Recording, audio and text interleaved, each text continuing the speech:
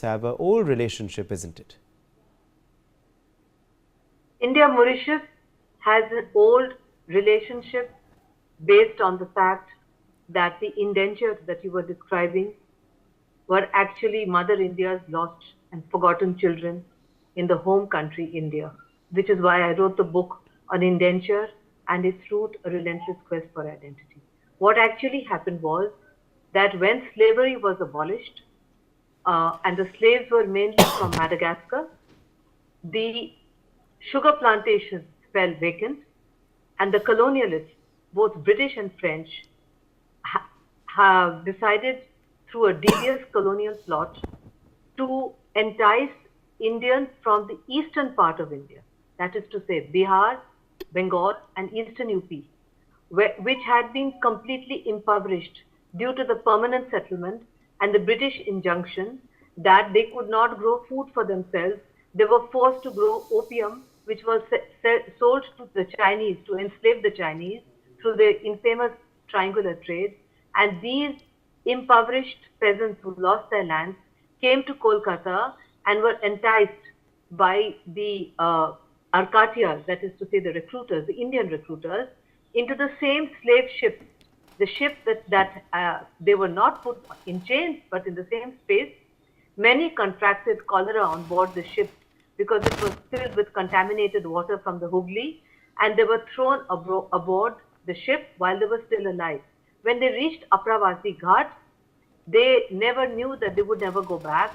Those who had contracted cholera were put along with those who had not. So many contracted cholera. Those who were lucky enough to survive were sent to sugar plantations, which they had no idea how to cultivate, because in the eastern part of India, they were used to cultivating rice, not sugarcane, which is actually far more complicated to cultivate, according to my friends in Mauritius, than rice. They were sent to the sugar plantations. At that time, there were no women. There was social unrest. So then they forced many women from different strata of society in India, all suffering from economic distress, to come to Mauritius.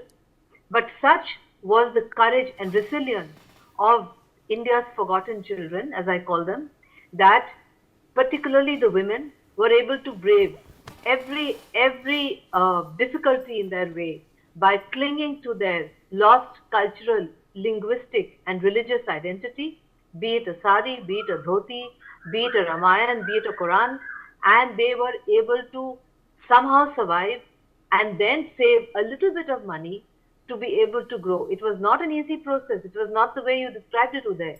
It was a huge struggle. They were not given any rights. They were treated worse than animals.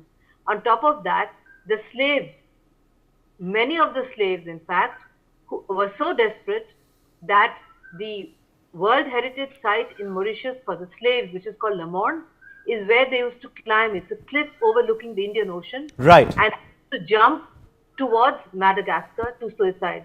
And Apravasi Ghat, which is for the Indian indentured, is equally sad, because if you go there and look at the steps, look at the conditions to which they were subjected, it was certainly worse than treatment given to animals. Today, those same people now are 51 to 52% of the population. We have a Prime Minister of Indian origin, Naveen Ramgoolamji, and we have a beautiful, that's why the Ganga Jal was taken by the Prime Minister. There is a beautiful pilgrimage site there, which is filled with water from the Ganges, and where all the Hindu rituals are observed. These are very, very dedicated individuals, proud of their Mauritian identity, proud of their Indian identity. They are just amazing people. The people from Tamil Nadu came later, and they were treated slightly differently because they were skilled labor. Those who came in the beginning were all from the eastern part of India, Bengal, Bihar, and eastern UP. Okay, let me quickly now take a look at the Indian community in Mauritius.